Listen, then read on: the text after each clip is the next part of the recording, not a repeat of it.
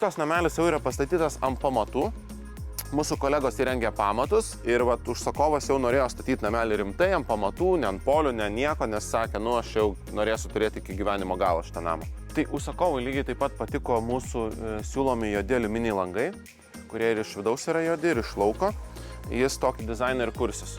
Toliau buvo panaudotos juodos skardos, stogas ir šonai, kai kurie yra iš klasiko dangos. Ir mūsų juodas padengimas lentelių, kuris jau yra atsparus labai, jis yra ir gruntuotas, ir 2 sluoksniais dengtas, ir dengta ultravioleto apsauga.